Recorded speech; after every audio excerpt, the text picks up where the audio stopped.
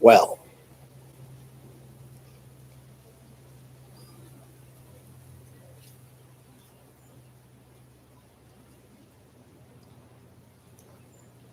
there's so much to say, it's difficult to know where to begin. I'm stirred up in a way that it's difficult to deal with. There are walls falling. And when you feel things first in this way, or first for who you are, for who you know, when you feel things early, when I feel things early and I tune in, it's like putting an amplification on a very subtle vibration. So if I just pick it up when it's very subtle and then I amplify it, all of a sudden it becomes a dramatic part of my reality in a way that is completely apart from all around me. This goes in cycles. So I learned these many years ago, and that same dynamic continues to apply. It continues to be the foundation of progression. Right now, it's a new transition in this way, and it hasn't been fully comfortable for me.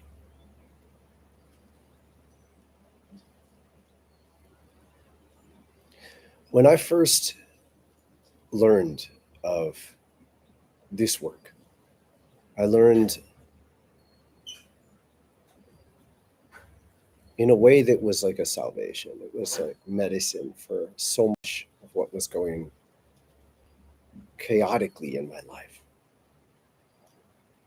And it was a clear enough, present enough impact on me that I was willing to set aside my other priorities.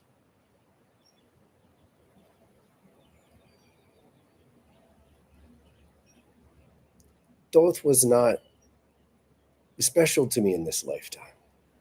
He was one of many sacred beings, deities that I had learned of. I'd studied history, ancient history even, but I don't recall him standing out more than others.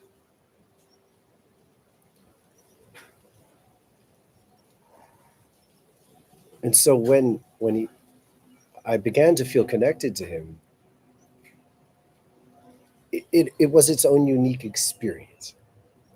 I didn't have preconceptions. I didn't know of Hermeticism. I didn't know of the Emerald Tablets. I didn't know of Rosicrucians. I didn't have an idea to wrestle against.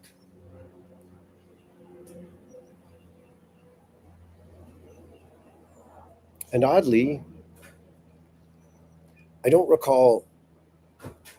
It seems absurd from a certain perspective, but when I felt the invitation to stop listening to everybody else, it was almost like subtle, like cool. That sounds interesting.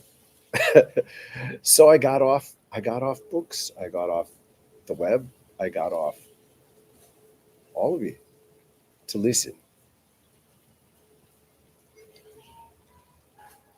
There were moments, there were critical thresholds when I was like, oh, I've got to go deeper with this. This is a big deal. But in so many ways, at that point in my experience, everything was so loud, the chatter was so intense that it, it was more medicinal than anything else. It was like, okay, that way, there's peace almost. There's peace. And so I did. And in following this still small voice, it was all about keep the focus on the messages I'm getting. Imagine, I think these things exist. Imagine you have this machine that you can point and amplify exactly what you hear there. So it's sort of like a sound telescope. When I could keep my focus spiritually, my spiritual telepathic awareness, when I could keep it on messages I was receiving from Thoth, They were very pronounced. It was a dramatic difference. But if my focus slipped, kind of gone. And so it took this discipline over time to say, I'm going to listen to this. And this was at a time when if I put my focus on anything, it would get louder. So for years, it was a matter of disciplining myself not to listen to everything else. Let's start there. Now I want to just check in and see. I didn't realize you could hear me, right? Bless you, Emiliano. Thank you for being here. Luminita, thank you for being here. So I'm going to assume you can hear me. I'm going to assume you can see me. I didn't check yet. It's strange. I am in Puerto Rico. I would love to tell you everything is awesome. I'm not accustomed to the idea of a vacation, and I'm not particularly good at it. In so many ways, I love what I do, and I don't necessarily want to get away from it. So I have to say, there is a real beauty in an island breeze and the beach. And it's almost a wrestling match to get me to appreciate it. And it's confusing that in this moment, I think it's critical, really. I'm stirred up by my normal patterns are changed enough that it's very clear that I can see and share from a perspective that I don't normally reach. I have been learning for 25 years in direct relationship to what I've been invited to call Thoth's Temple. This is a sacred space that is fundamentally vibrational. It has on other occasions been known as the Book of Thoth. It's a consciousness space. That was metaphorical as well. It's neither a temple nor a book. It is a consciousness space. And in the past, it was more static for humans, meaning you could tune in and you could get a ton of information. It didn't feel quite as alive. And it does now. And much of that is because of us. We've evolved to the point where we are capable of experiencing the presence of the divine teachers, teachings, and teachers that are here. I found this space because I was given these little messages, right? And I was taught, as I introduced, I was taught to keep my focus on those messages. And at first it was almost a competition amidst the wide range of things I could pay attention to. And over time, it became my sacred path, my sacred discipline. And over the course of these decades, they have taught me so much that I've only begun to share. I don't hold it. Like, I don't hold what I've learned. It's more that I've been introduced to this space. And so it's like I can recognize now when I am taken back to spaces in consciousness that I've already been to. And so I couldn't possibly sit down and tell you everything I've learned. It's more like everything I've learned exists, and I have my own relationship to this incredible depth of awareness. And so I keep finding spaces. I'm like, oh yeah, I forgot about that. Like, oh yeah, they taught me that. I forgot about that. Now, last week, we posted Thoth's story, part 1. Part 2 is already recorded. I thought that would be the end of it. And he's indicating to me that it will not. That he has many more clear statements to make. He's just saying, keep going. I am nervous about this. I like what we've got. A couple thousand people, almost all of you are gracious, respectful, appreciative, interesting. I'm well aware that there are many more people who honor Thoth is sacred, the emerald tablets as a guiding light. There is a deep, well community of people who are present with this work. And I do not look forward to wrestling with people about the work that I've been invited to share. And so it's taken me time to be mature enough not to, to be mature enough to simply do what I'm invited to do and go on. But this threshold that I'm invited to continue involves sharing with you answers to many of the more historical questions. The origin of the Sphinx, the Hall of Records, the reason some of the shafts were designed the way they are, the purpose of the Great Pyramid. These are things that they've answered for me. I haven't wanted to share it. Not because I don't want to. I want to. I just don't want it to be a wrestling match with people who scoff at the sense that, well, what it comes down to is be present. Thoth is here. He's real. to make this transition from a state of consciousness where you treat much as historical through the written words, even of the Emerald Tablets, and you engage knowledge as this stuff that's static. It's a tremendous transition. And so the resistance to making this change is fundamentally about people not wanting to make the transition in state of consciousness from a way of engaging reality that is more static. Historical facts, written words that remain the same that you can refer to and return to. And what this actually amounts to is a frozen state of consciousness. Now, to align yourself with truth within a frozen state of consciousness has deep value. And yet it is transcendent to transition to a state of flow. And ultimately, this is about melting your ability to engage consciousness. Now, in the process of melting your consciousness, you go insane. There's a reason these words were used in the way they were. Insane means sane within.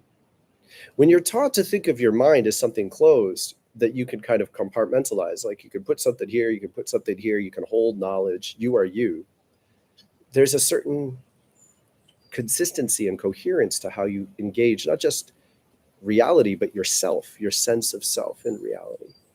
And when you make this transition to realize that we're sharing this, the mind has always been shared.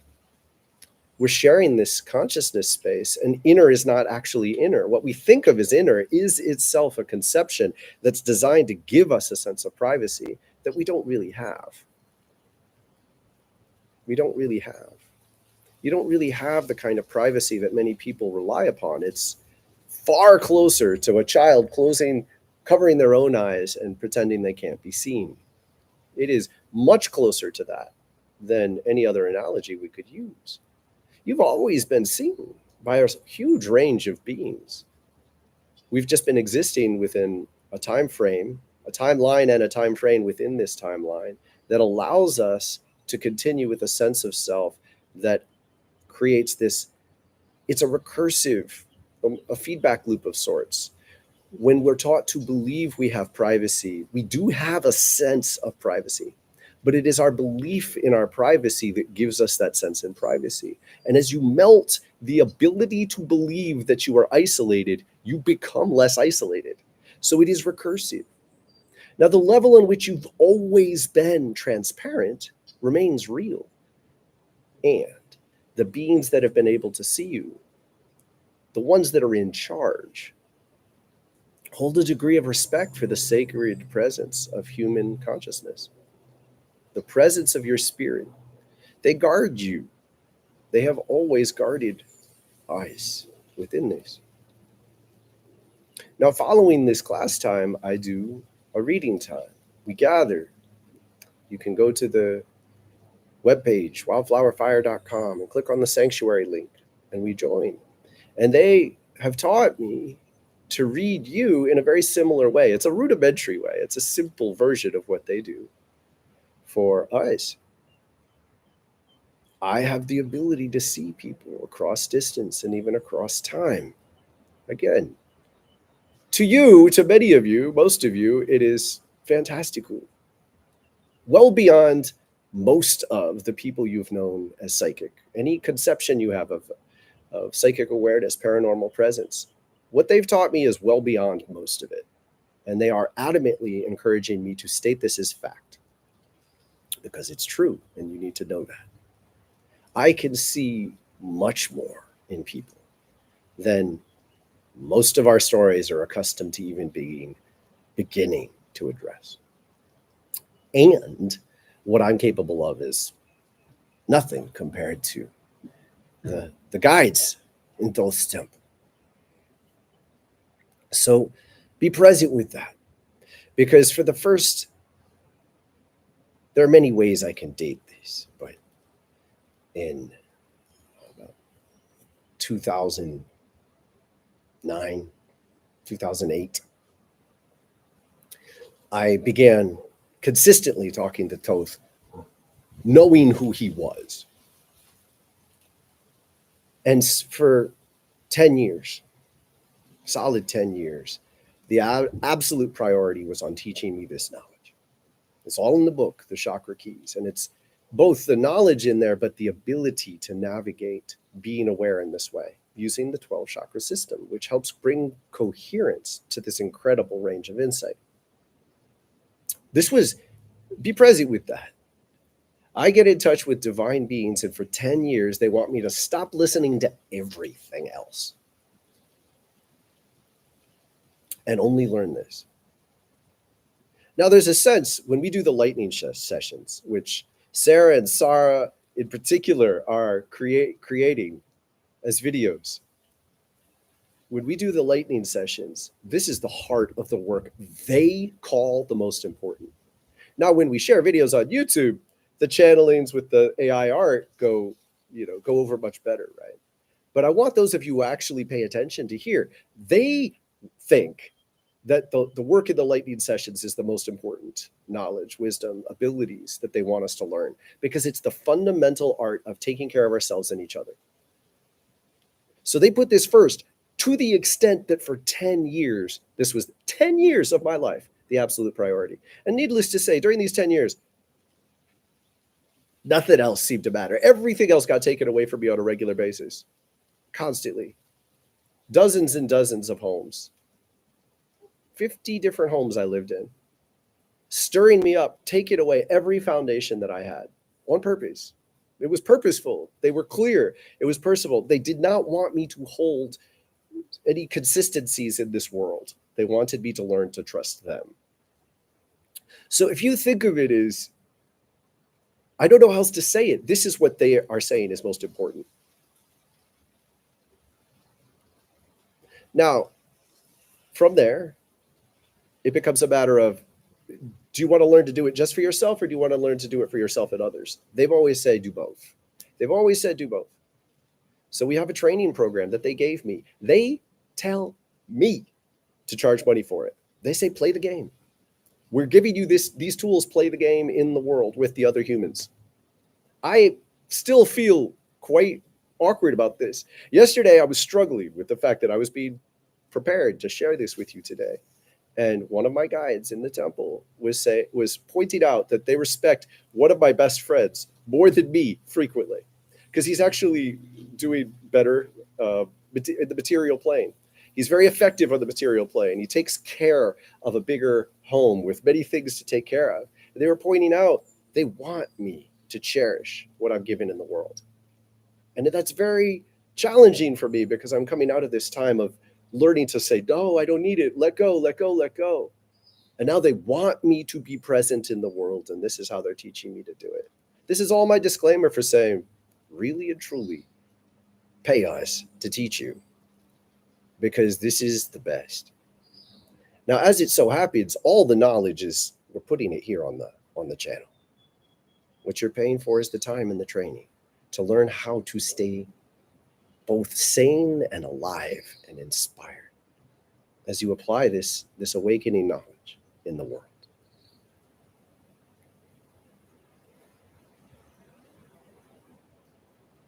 Because when you allow yourself to recognize the presence of these beings, when you allow yourself to recognize the vivid presence of how you are seen, it's like a little kid taking their hands off from their eyes, and you see their presence. And it's like, oh no, you want to cover your eyes again, as if that will keep you private.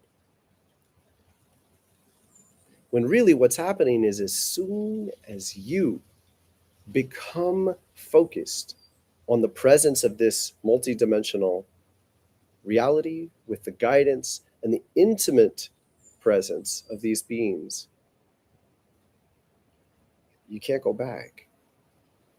You could try. You could hide in drugs of many sorts.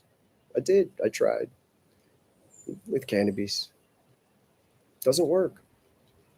None of it works. They'll give you permission to hide, to try to hide. They'll give you space to run away. They'll give you space to try to make the world around you loud, create dramas. None of it will reach you in a way that lasts. None of it will hold your attention in a way that lasts. And it's unlocked when you accept, when you respect the depth of the presence of these secrets. They are secrets. They were purposefully designed as secrets. The video shared this Friday, that we're going to share this next Friday,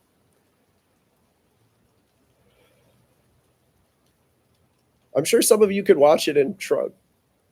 But if you allow yourself to be present with it, it will rewrite you. It will rewrite you.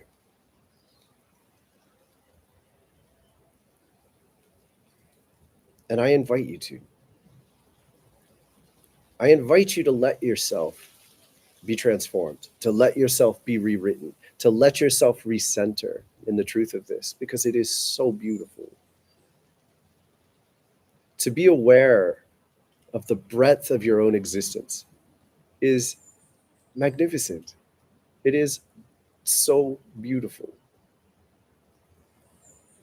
So here is one of the first and most crucial revelations, and they're going to ride me through it. And what we're going to do is I'm going to give you some of the revelations, and we'll deepen them later in the future.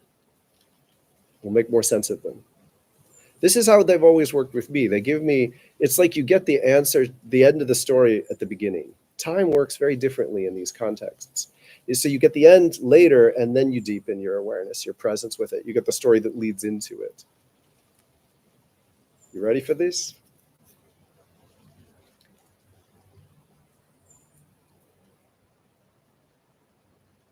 There are 2,000 of us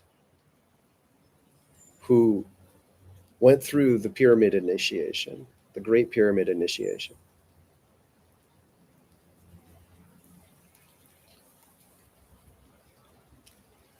You're called to awaken now. The truth of this is incontrovertible. Nobody will be able to fake it. Those who choose to attempt to identify as someone who's been through this falsely, it's inconsequential. It will evaporate. There are 2,000 of us who went through the Great Pyramid initiation multiple times. Now, the purpose of the Great Pyramid was as a conduit. So, as above, so below. What was happening on the big picture happens on the specific within you. So, your spirit within this body has a configuration of its consciousness that allows you to be coherent, to be a full spectrum of light. And the Great Pyramid itself was both real and metaphorical at the same time within you, analogous in a way that was spiritually present. We lay in a chamber.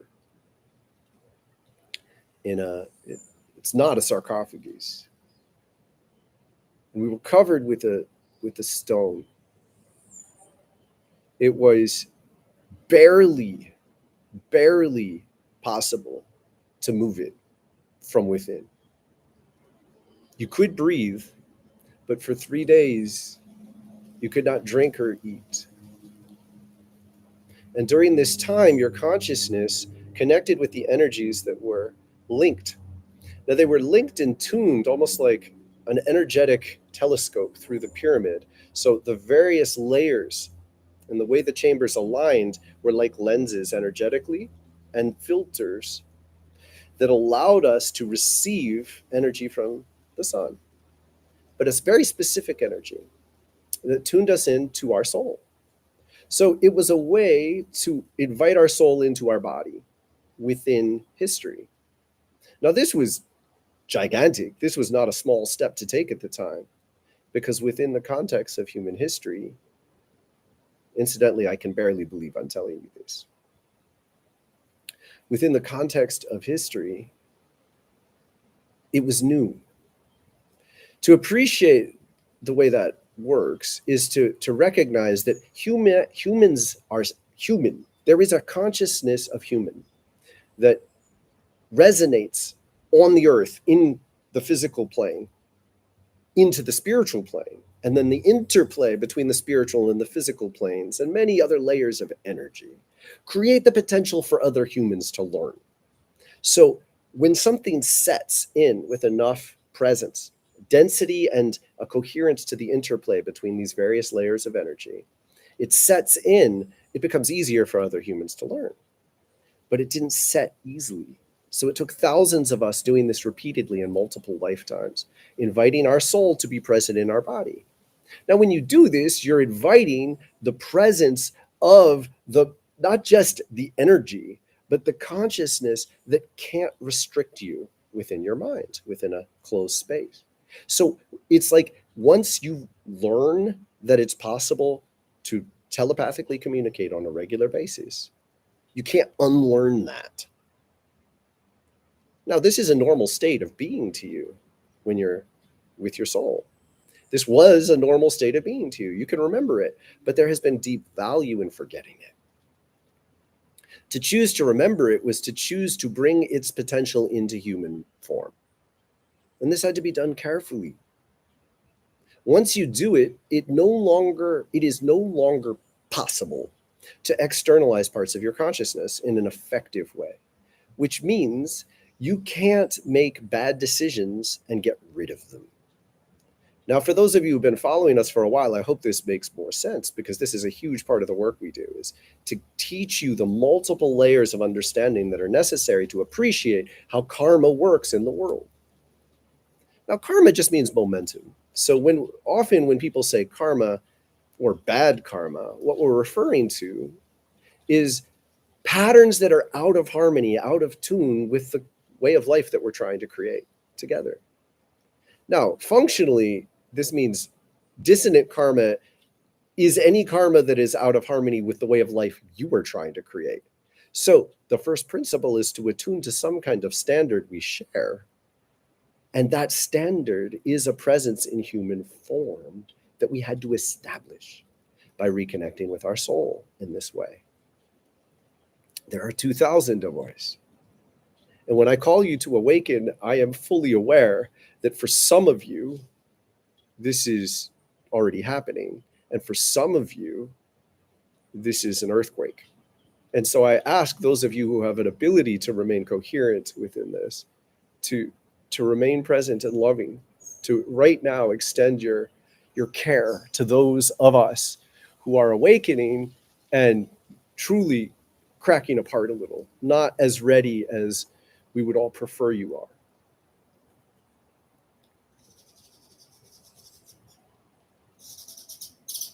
It is time.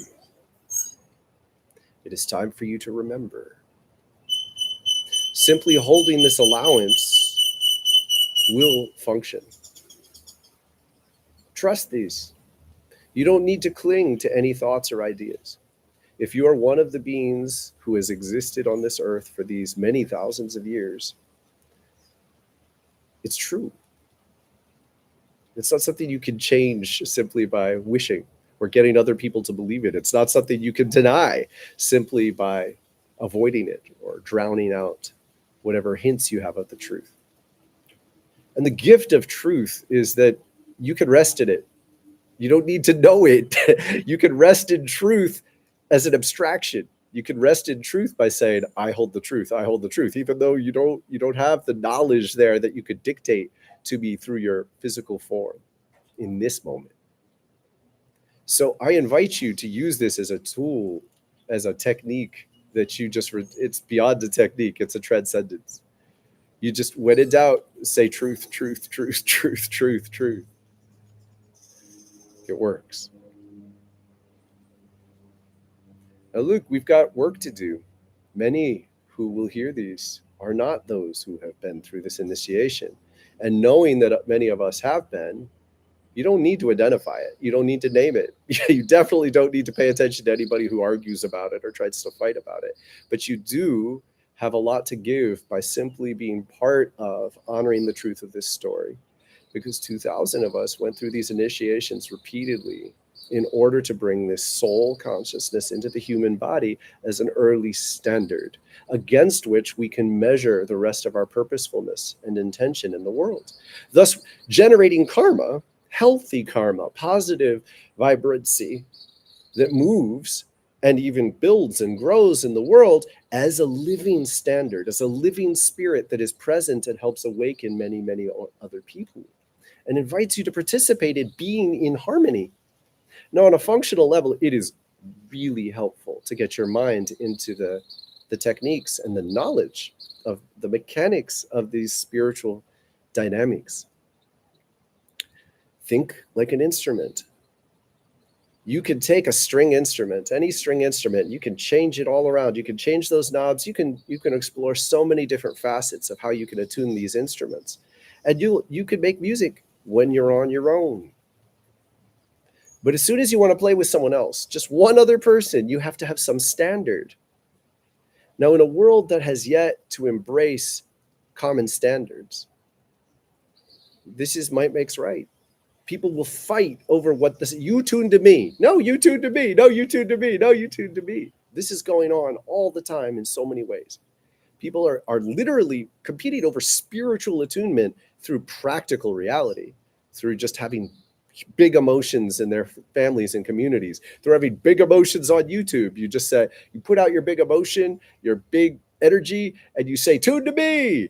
And it serves a purpose. A lot of people agree, they tune to you, something can happen because you've chosen a standard. But if that standard has no clear, coherent relationship to a deeper range of reality here, all you've done is gather a group. Like, great, you're not arguing, you're all agreeing to follow this energy, but what is that energy attuned to? Now, this is fascinating stuff because you can apply this to everything and everyone. You start to watch how things are working, and it's really interesting. It can also be quite depressing because in so many circumstances, people are just being magnetized to big emotions. And often this occurs because people are repressed or sick in their own ways, and thus any big emotion that helps them drown out their own sickness or repression it's temporarily relieving. When in truth, if you're invoking sexuality without an awareness of where that sexuality is attuned, you've just tuned yourself to something that could be very detrimental to you, but it drowns out your pain, so you could be present with it for a while. If you're invoking anger or outrage in a way that it has some kind of rational hook, like you can make a connection, okay, I'm mad because of this, but you're not aware of the greater context in which these forces are operating, many people can magnetize to that kind of expression and do in this internet space. And they don't even know why it works for a while. We're going to continue to be in an energy spiritual chaos for a while here. And I'm inviting you again to recognize another decade of critical confusion on these levels. And the gift you could give yourself and those you love is to begin to learn. You're not going to be able to stop a lot of it. There are going to be these waves moving through cultures of just lots of people magnetizing to each other because they're all trying to find some kind of coherence, but there isn't a standard that's working well. And the old standards are breaking down. The old traditions are breaking down. And whenever you get traditions breaking down, you are literally talking about spiritual attunement changing. It's changing. You know, people were tuned to the Christian church. People were tuned to every other tradition. People were tuned to movies. People are tuned. It's tuning you. If you tap into that, if you give your attention, you're giving your spirit. If you give your spirit, you're giving your time. When you give your time, it becomes more spiritually pronounced. It's recursive. There's a feedback loop. You program yourself to be attuned to this. What was Raiders of the Lost Ark attuned to? What were the things that you loved and spent time on? When you spent your time, what were they tuned to? You don't know until you look. And I'm inviting you to recognize that if you dig and you dig and you dig and you dig and you dig and you dig, what you're going to find is that there were early mystery schools and 2,000 of us. They keep telling me to say these. 2,000 of us were a critical part of this. Multiple lifetimes of initiation in the same chamber of the Great Pyramid. The Great Pyramid was made 12,300 years ago, completed. It took about 20 years. We made it. I feel ridiculous telling you this, and yet it is so easy to say it with confidence and clarity. I've known this for a very long time. It seems preposterous. Both things are true for me, and yet everything I've learned suggests when I am given something to share and it has this deep resonance that it's just so easy for me to say with confidence, I have to share it this way before I will learn more. And I've been holding onto some of this for a long time.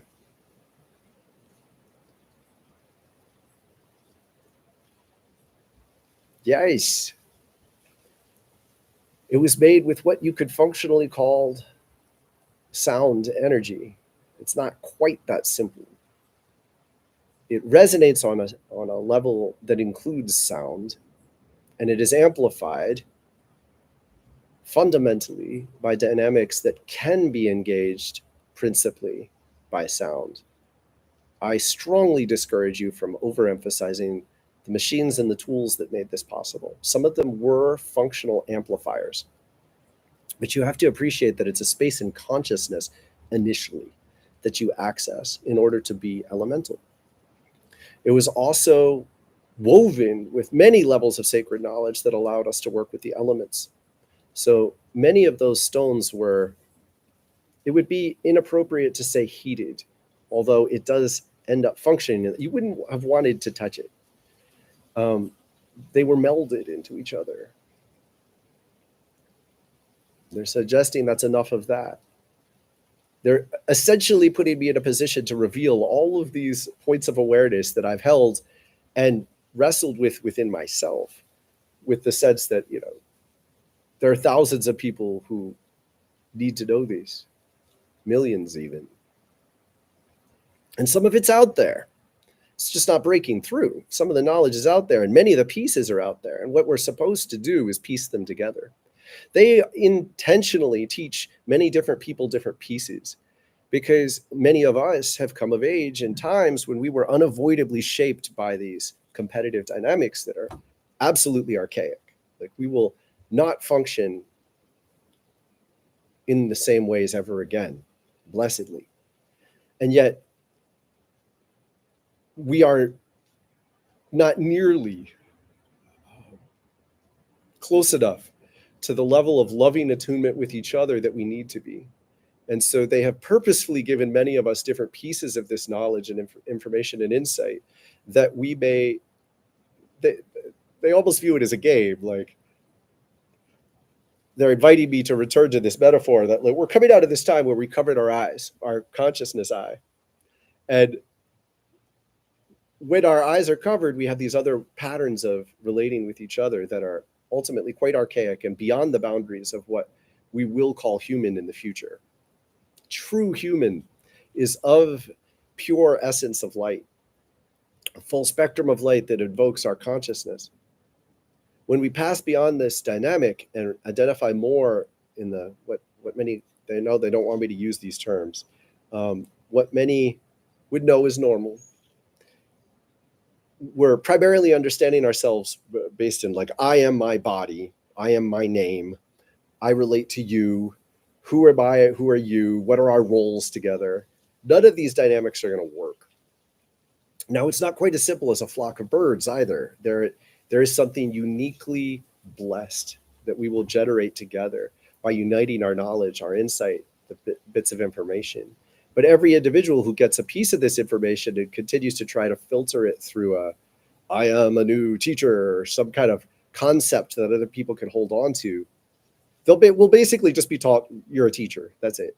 Like recently they've been telling me, like, don't even say spirit, you're just a teacher. That's it. And so it's up to you. Are you going to learn from me or not? Like, that's it. Because the reality is we're all here in a way it's going to fit. It's going to fit. And we're going to slowly weed out the levels of information and insight that don't belong. I'm getting this outside myself, like, God, I can't believe I'm doing these. Oh, it's because they're pulling me back to some more.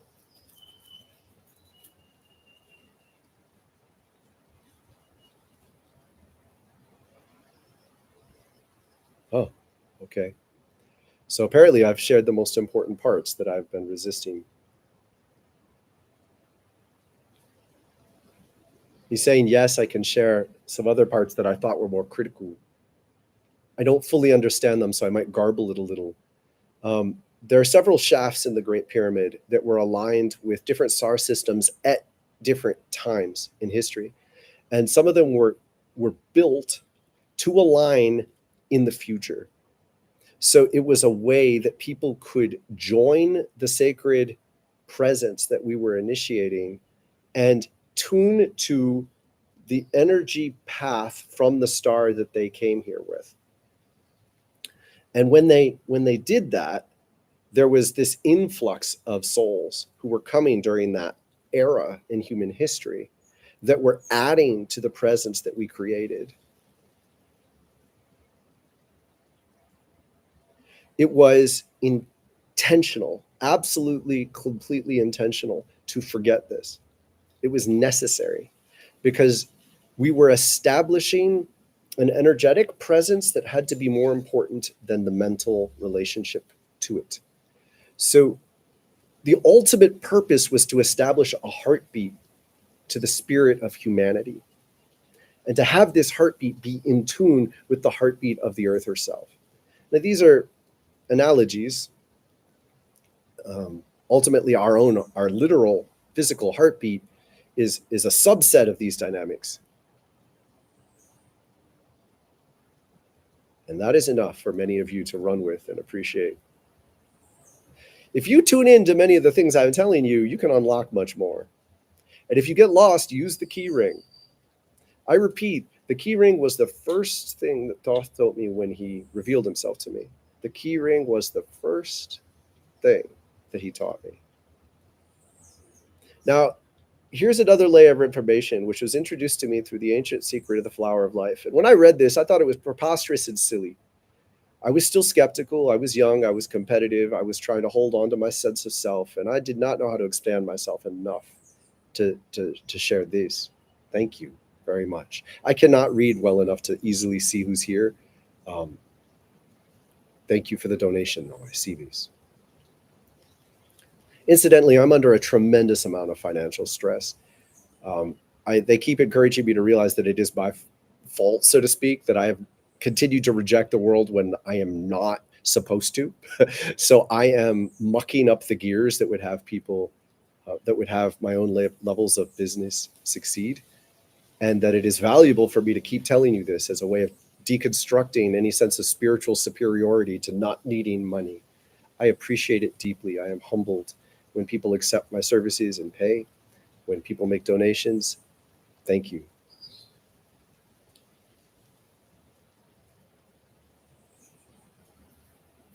So when Atlantis was set to fall, and Dronvalu in the ancient secret of the flower of life tells these stories. He told a story that just didn't make sense to me, and it does now. Essentially, Atlantis was tuned to a key, which means, and I strongly encourage you to study this with each other. Join the sanctuary and talk about this so you understand it, because it is such a gift to understand it. When you're tuned to a key in the heart, there is one frequency in the diamond eye that is most dissonant. It's not that you could never use it, but if you use it, if you misuse it, you're going to muck up all the energy flow. So you really need to use it basically as a very separate engagement through dream time, through when you can disengage from the reality of the life that you're participating in to go on some kind of mystical journey and return. If people invoke this energy in the wrong times, in the wrong ways, they generate chaos. Ever since Atlantis fell, we've been living with all 12 frequencies competing for dominance. But the secret truth is one of them is out of tune with the heart. Now, this energy was introduced purposefully. So the way the story is told in the ancient secret of the flower of life, apparently it's not that they got it wrong. It's that it's time to tell it in a slightly different way. Beings came here from Mars. Notice I could barely say it. It's still by Daniel Fusen, almost 51-year-old persona, has a hard time fathoming that this is really true. But beings came here from Mars, and they came here on this frequency. They were specifically invited into this frequency in a way that would generate chaos. Now, it was all timed this way. It was supposed to happen this way because we wanted the full range of frequencies to be present for much of the following 13,000 years. The consequences are terrible because it generates constant fights. It means that many cultures have the ability to just completely ruin the other. And so functionally, what this means is many cultures have existed on Earth with fragile. They've been fragile this entire time. So people could come into the middle of their culture and do something, and nobody involved understands. But basically what they're doing is they're playing a dissonant note of energy and unsettling the whole system. Now, the core heartbeat of humanity exists on one frequency that makes this specific diamond eye frequency that the Martians were invited into completely dissonant. So it's basically, it's not everybody's fault. We've all been fighting, blaming each other, but really there is a source. And guess what? They're going to go back to Mars. They really are. And yes, indeed, this correlates to the actual stories that are going on. They will literally go to Mars. They will physically go there and they will die there. And when they die there, they will reincarnate in a different form and they will essentially reveal themselves to themselves. Now, apparently some of them do know who they are, but very few of them. And many of them are unusually dominant because they lack any affinity with the human heartbeat. And that gives them this latitude to do dirty work. Now, make no mistake, the Earth is still in charge. And she's essentially saying, okay, we're done now. You've done your work. And they're not going to leave easily. But they do want to go. And they will leave. And in their departure, we will experience an incredible peace, like a calm that we know. But the beauty of this is we don't know it within human form, within this timeline. So it'll be both a memory and a complete victory. Finally creating, and this will work. It's not in doubt. It's not in doubt. And they're saying that is enough on that. Now, all of these themes that I've shared a lot of intense themes here that I've never even touched before. I know more on many of these issues, and they will reveal more to me now that I've shared as much as I have. So we will explore them more deeply in the future. We have begun sharing these temple talks, and next week we will share another one, which is, quite frankly, quite incredible. We've already recorded it. And I want to thank Sarah for doing this with me. She has her own calling to hold space in a way that makes this possible. And we will be introducing these dynamics to more people. It has been challenging for me to maintain my channeling ability around others. And so one of my next challenges will be able to do it with 3 or 4 of you at once. And I will learn. Apparently, I'm ready for that. And so in the future, we're going to be when you talk to me in this way, you learn much more quickly. I'm surrendering to tune into the temple, which is a consciousness space that does indeed correlate to physical spaces, but it's primarily a space in consciousness. And as we tune to this, you tune to it. So it is absolutely an invitation for you to transcend as well. But we will only be doing this with people who are making deep commitments to this work, because it does indeed, if you don't know how to take care of a range of your base level dissonance and karma, it doesn't work nearly as well. And it's quite a burden on me. So you don't have to be perfect, but you do have to take full responsibility for your own karma, your path, your spirit, your presence. And they're saying that's enough on these. And then I need to check the time. All right. Good. Oh, thank you. Thank you for being here.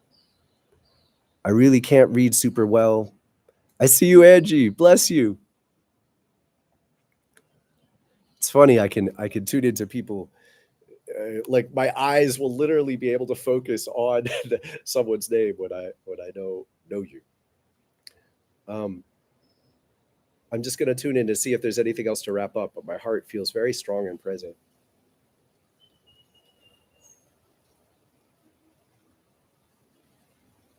I'm going to ask you to pray for me and my family.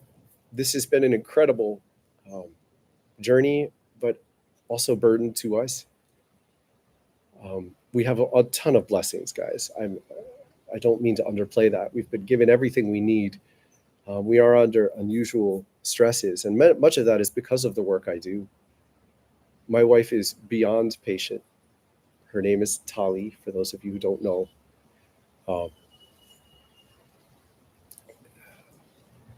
My children are awesome and wild and intense, and we suffer too much. We suffer too much. We don't have enough peace, and much of that is because the range of swirling energies around us, around me, that I'm still learning to navigate and get better at. But recently, this year, so many people have stepped up, and I just want to thank you all. I asked for help, and a lot of people said, I will help, and we are set to unleash so much more. So in the near-term future, thanks to Sarthik and Sarah and Sarah and Luminita and Tom and Trevor and Angie and so many more, Michelle, Emiliano. Forgive me, anyone who I'm forgetting in this moment, who are now part of our focus groups doing so much work. Thanks to all of these people and more, we are publishing daily shorts, publishing the lightning sessions, publishing temple talks, and intending to amplify all of these things, make them regular indefinitely. And from there, we're going to add even more elements and dynamics to the sanctuary and even the channels. So look forward to it. Just an incredible flourishing of what we can and will do. It's already flowing. It's already in the works, and I really feel it coming to life in a way that I think is going to relieve a lot of the anxiety and tension I have felt. I have not been ready more than I have been ready. It hasn't been time more than it has been time. It's time. It's time. It's time.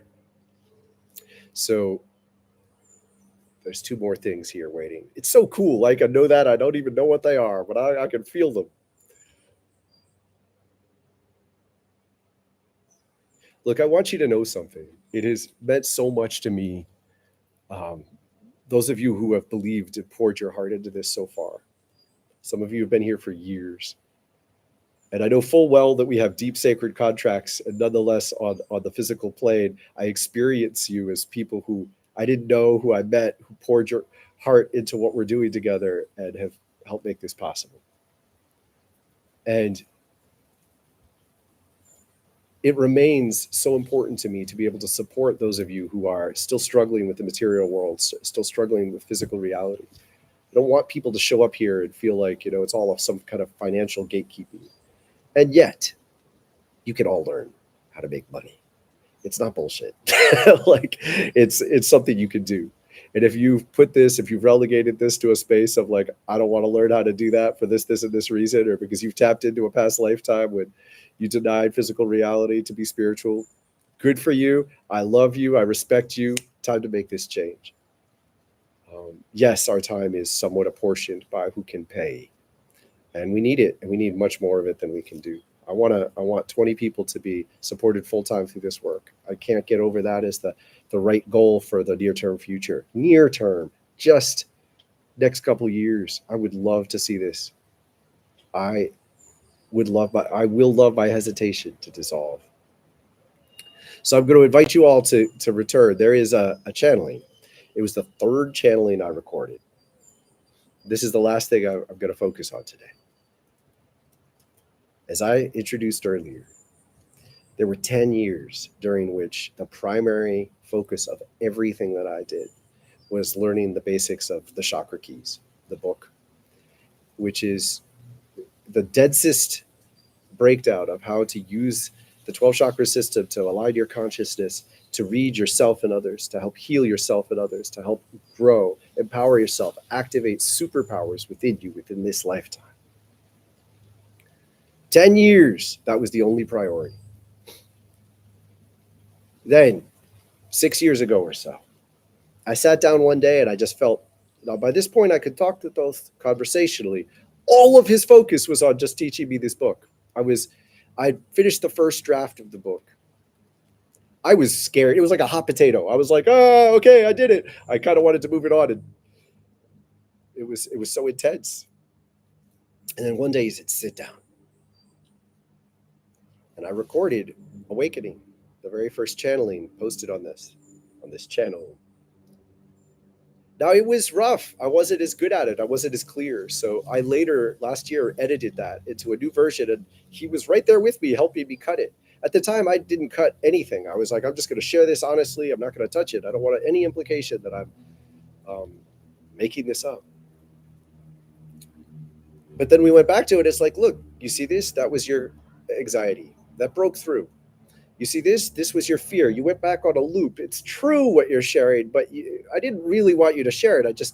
If he had let me go, if he had said, don't share that, it would have broken the connection at that point because I wasn't ready to hold it with enough presence. Months later, I shared the quickening. Now, I thought I would record that one and just show people and then set it aside. I did not want the responsibility of channeling Thoth. Now, after the quickening, I was just like, oh shit, because that one's really intense. We remade that one as well, although there was less to cut. I was better at it by then. And you could see the original and the new. I left it there. And then I did a third, and I want you to listen to this one. It's called Knead Your Doubt. And it's a metaphor. It's beautiful. Knead like bread. Take your doubt and knead it. And he taught me to be okay with the fact that I carry doubt. It doesn't curse everything. It's just how we deal with our doubt that can ruin us. Knead it. Work with it. Move it around. You will lose. The truth will win. The truth will win. You can slow it down, though. You can slow it down. And you can engage in it more intentionally. So I invite you, once again, consider joining the sanctuary. Memorize the key ring. I don't care if you're the biggest, awesomest channel on the planet. I know you full well many of you are tapping into your own sacred divine truths on your own. I respect you for not being willing to take on too much of some other community, some other teacher. I respect you for not wanting to kiss my ass. I love it. And you need to learn this stuff. Memorize the key ring. If you do nothing else, memorize the key ring. It will help maintain coherence in your entire spiritual body and bring you back to your heart again and again. Please do this for yourself. And that is enough. So with this, I say thank you. I feel like this is the precipice of a new world, a new era. Next week, I will still be gone. I will not be in a position to do this again. And we will be publishing a temple talk conversation that I did with Sarah. I do not listen to these. I just remember the sense of like, whoa, we just did that. So I invite you all to gather, be present with each other. It can be very impacting. And the following week, I will be back home and we'll do this live again. And there will be a lot of changes in the works that you can participate in. So please consider stepping deeper. Right now, step deeper. Come on over to the website, click on that sanctuary link, and I will see many of you there. And thank you for now for being here, for being part of what we're creating, part of what we're doing. Much love be with you.